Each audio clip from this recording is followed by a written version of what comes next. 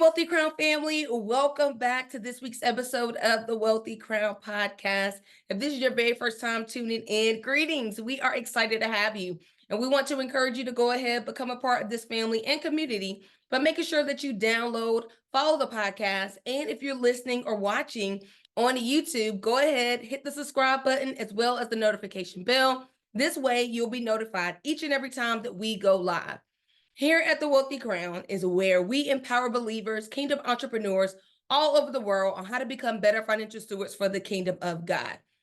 This week, we're going to continue in our series of talking about credit cards. Now, if you're not caught up on the Wealthy Crown podcast, I want you to pause this video and I want you to go back, or if you're listening to the audio, I want you to pause, click the link in today's show notes, and I want you to listen to the last podcast where we were talking about how to overcome credit card overwhelm.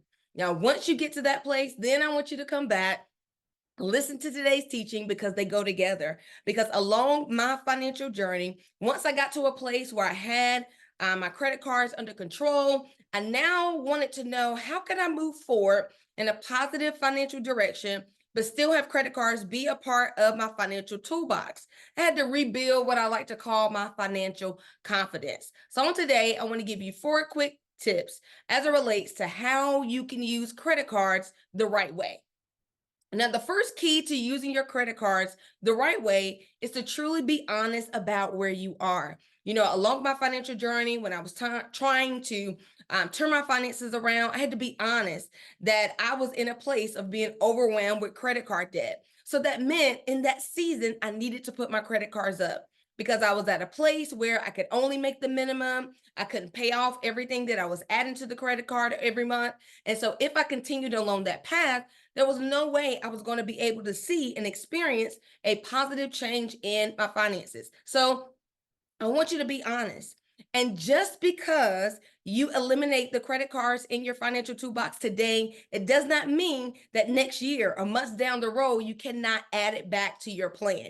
You absolutely can do that. But in order to move forward and use credit cards the right way, if it's a season where you are trying to turn things around, put those credit cards away. That means take them out of your wallet, out of your purse. Sometimes you may have to put those credit cards in a Ziploc bag, put them in the freezer. So that way, if you're tempted to slide the credit card, you have to think about it, right? Before you actually have use of it.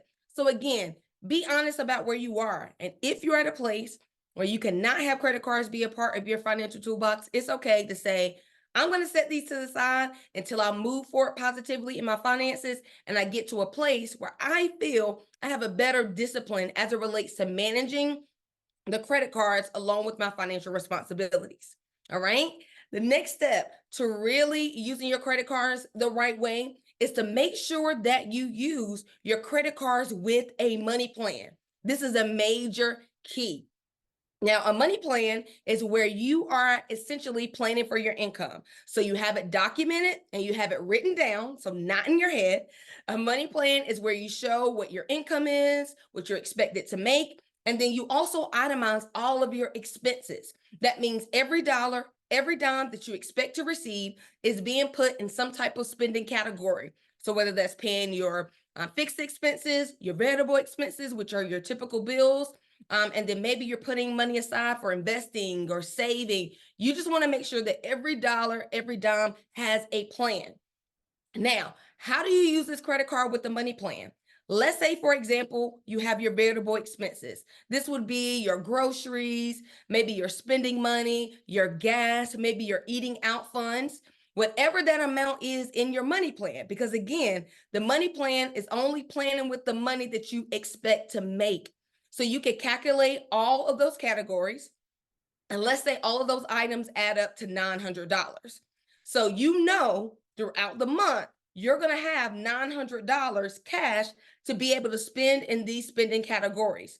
And what you may decide to do, instead of spending the actual cash, you may want to go ahead, use your credit card to cover your gas, your groceries, your personal expenses, whatever variable expenses you've decided beforehand to spend that on your credit card. And then at the end of the month, you could take that $900, pay off that credit card. And then that way you're not paying interest on any remaining balance and you're in a positive state as it relates to your credit cards. The problem with credit cards is typically we have access to more cash than we actually have coming in.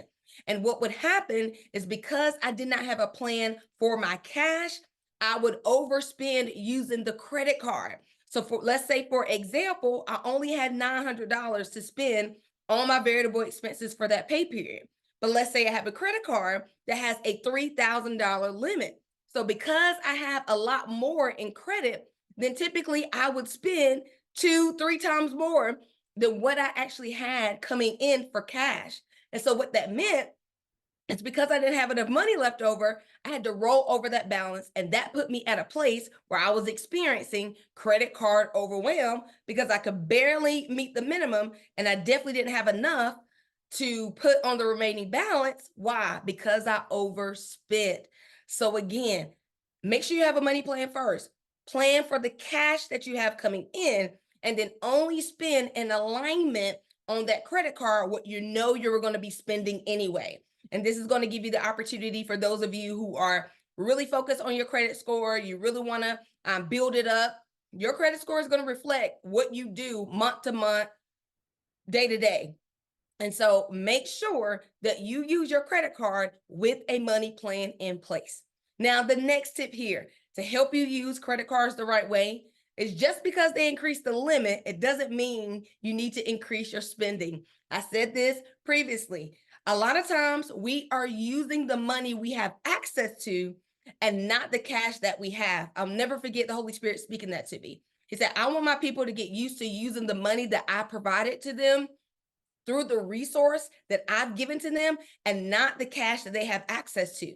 Because many of us, the banks are going to give us more money than we really have coming in. So that is a trap. And if you are not intentional, and if you don't have the discipline to say, I'm only going to spend what's in my money plan on this credit card, then you're going to get to a place where you are experiencing credit card overwhelm. And you may have to do the first step, which is bow out of the credit card game just for a season until you get things under control. So again, just because they increase your spending limit, it does not mean you need to increase your spending. You allow your money plan that you do before the new month begins to dictate where the cash is going. And that way you're in alignment with what you put on the credit card. So at the end of those 30 days, you're able to pay it off completely and move forward positively as it relates to your credit and your bank account. And then the last tip for today is consider using a secure credit card. So let's say you're at a place where you got rid of the credit cards for a season, but you really do want to add them back to your financial toolbox. I say this often, I am not against credit cards. I believe that they can add value to you on your financial journey. But again, credit cards are not bad, but they may be bad for you in this season until you get back in a good financial place. So as you're building back and you want to add that credit card back into your financial toolbox, consider using a secure credit card. Now, a secure credit card is where you basically apply for a certain amount with a bank.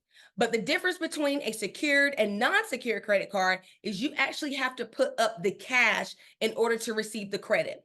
For example, let's say you apply for a secure credit card and you have $500 cash. And let's say this is the amount of money that you're going to use for food for the month. So what you would do, you would apply, and then that bank would actually withdraw that $500 from your bank account, and they would keep that money. And in exchange for that, they will give you a credit card. And so basically that credit card has that $500 limit. It's secure because they do have your $500 on hold.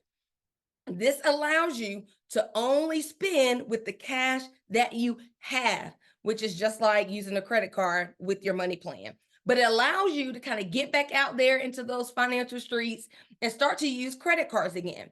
And what happens? You will have a minimum balance that you have to pay each and every month. And typically with these organizations, whenever you have a consistency of paying the minimum or paying it off every month, then at the end of a certain time frame, they will release your cash back to you. And now you have what is called a non-secure credit card, which is a typical credit card where you don't have to have the cash backing you up. So again, these are some of the ways that I have learned that it's best and wise to use credit cards moving forward after going through a bad financial situation and seeing things turn around. So again, be honest about where you are. There is no shame if you have to do without the credit cards for just a season. It's okay. 2, make sure you're planning for your cash and then using your credit card in alignment with that plan. All right. Lastly, or next to last, increased limit does not mean to increase your spending. Use the money that you have access to coming in every month and not the funds that you have access to via the bank. And then lastly, as you begin to kind of get your foot back under you and you want to get back out in those credit card streets, make sure you consider getting a secured credit card. All right, family, that is it for today's episode. Thank you so much for being here. Of course, if you're watching us here on YouTube, make sure you give this video a thumbs up. It's going to allow this message to continue to spread and reach those God has called us to reach with this message of how to honor God with your finances, both spiritually and practically. And one more thing before I let you go, if you have not ordered our ebook, How Honoring God Unlocks Financial Breakthrough, I need every believer, every kingdom entrepreneur to get this book in your hand. It's truly going to stir your faith. This book is about my personal financial journey of how God was able to take me from paycheck to paycheck living, even while I was tithing, to experiencing a $20,000 income increase in 6 months. And I was able to eliminate over $30,000 in debt. It's going to give you the spiritual and practical steps of what you can do to start your financial journey with God being at the center of it. All right, family, I love you. Thank you for being here, and we'll talk again next week. Bye.